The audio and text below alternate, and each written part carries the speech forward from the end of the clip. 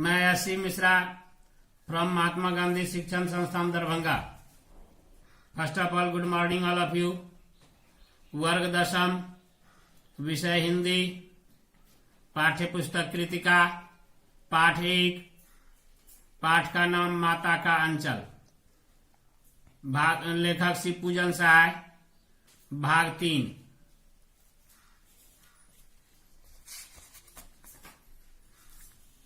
लेखक की मां जब अपने ममत्व से ओतप्रोत बच्चे को जबरदस्ती भरपेट खिलाने का प्रयास करती हैं तो कहती हैं कि जब खाएगा बड़े बड़े कौर तब पाएगा दुनिया में ठौर। ठौर का अर्थ स्थान। देखिए मैं खिलाती हूं। लेखक महोदय के पिताजी से संवाद करते हुए, मर्दुए क्या जाने कि बच्चों को कैसे खिलाना चाहिए और महतारी के हाथ से खाने पर बच्चों का पेट भी भरता है।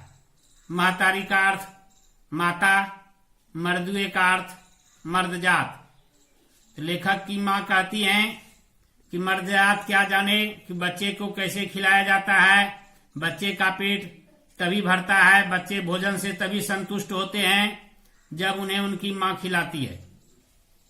यह कहा हुआ थाली में दही भात शांति और अलग अलग तोता, मैना, कबूतर, हंस, मोर आदि के बनावटी नाम से कौर बनाकर यह कहते हुए खिलाती जाती कि जल्दी खा लो नहीं तो उड़ जाएंगे। पर हम इतनी जल्दी उड़ा जाते थे कि उड़ने का मौका ही नहीं मिलता था। लेखक महोदय कहते हैं कि दही भात थाली में मिलाकर के उनकी मां जब खिलाती और बनावटी नाम से भोजन का अलग अलग भाग लगा देती और उनको जब बहाना दिखलाती कि नहीं खाओगे तो उड़ जाएगा, तो लेखक महोदय उसे जल्दीबाजी करके समेट जाते और उस बनावटी चिड़िया को उड़ने का मौका न देते। जब हम सब बनावटी चिड़ियों को चट कर जाते थे तब बाबूजी कहने लगते, अच्छा अब तुम राजा हो जाओ, खेलो। बस हम उठकर उछलने कूदने लगते थे, फिर रस्सी में बंधा हुआ काठ का घोड़ा लेकर नंग धड़ंग बाहर गली में निकल जाते थे। लेखक महोदय भोजन के उपरांत पिताजी द्वारा खेल के लिए प्रोत्साहित करने का वर्णन करते हुए कि जब कभी मैया हमें अचानक पकड़ पाती तब हमारे लाख छटपटाने पर भी एक चुल्लू कड़वा तेल सिर पर डाल ही देती थी। कड़वा तेल का अर्थ सरसों का तेल। हम रोने लगते और बाबूजी उस पर बिगड़ खड़े होते। वह हमारे सिर पर तेल बोथ कर मतलब लगाकर हमें उबट कर ही छोड़ती थी। फिर हमारी नाभि और लीलार में काजल का बिंदी लगाकर चोटी गुस्ती और उसमें फूलदार लट्टू बांधकर रंगीन कुर्ता टोपी पहना देती थी। हम खासे कन्हैया बनकर बाबूजी की गोद में सिसकते सिसकते बाहर आते थे। सिसकना का अर्थ धीरे धीरे रोना। लेखक महोदय कहते हैं जब उनकी मां से अचानक मुलाकात हो जाती तो उनकी मां उन्हें सरसों तेल उनके सिर में बोथ कर केस का जूड़ा गूंथ कर उसमें फूलदार लट्टू बनाकर कुर्ता पजामा पहनाकर उन्हें एक अच्छे खासे कन्हैया बना देते थे। और मां अपने ममत्व को रोक नहीं पाती थी और दूसरों के नजर से बचने के लिए काजल का टीका लगा देती थी।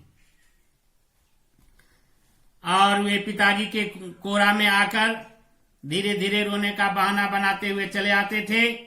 बाहर आते ही हमारी बाट जोहने वाला बालकों का एक झुंड मिल जाता था।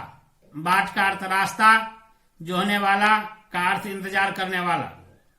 हम उन खेल के साथियों को देखते ही सिसकना भूलकर बाबूजी की गोद से उतर पड़ते और अपने हमजोलियों के दल में मिलकर तमाशे करने लग जाते थे। तमाशे का अर्थ खेल, हमजोलियों का अर्थ साथी। लेखक महोदय कहते हैं बाहर आते ही साथियों को देखते हम अपना सारा गम भूल जाते और पिताजी के गोद से उतरकर हंसते खेलते उन लोगों के साथ खेला करने लगते थे। तमाशे भी ऐसे वैसे नहीं, तरह तरह के नाटक। चबूतरे का एक कोना ही नाटक घर बनता था। बाबूजी जिस छोटी चौकी पर बैठकर नहाते थे वही रंगमंच बनती। उसी पर सरकंडे के खंभों का कागज का चंदोवा, चंदोवा का अर्थ छोटा समियाना। मिठाइयों की दुकान लगाई जाती, उसमें चिलम के खोचे पर कपड़े के थालों में ढेले के लड्डू, पत्तियों की पूरी, कचौड़ियां, गीली मिट्टी की जलेबियां, फूटे गड़े के टुकड़ों के बतासे और आदि सजाई जाती। ठीकरों के बटखरे यानी वजन करने वाला और जस्ते के छोटे छोटे टुकड़ों के पैसे बनते। हम ही लोग खरीदार और हम ही लोग दुकानदार। बाबूजी भी 2-4 गोरखपुरी पैसे खरीद लेते थे। तो उसके बाद जब वह घर में खेला रचाते थे तो बाबूजी के चौकी का रंगमंच और सरकंडे का खंभा, छोटे छोटे कपड़े का चंदोआ और बनावटी खाद्य सामग्री बनाकर बेचते और उनकी टीम में ही दुकानदार और उनकी टीम में ही खरीदार होते थे। धन्यवाद।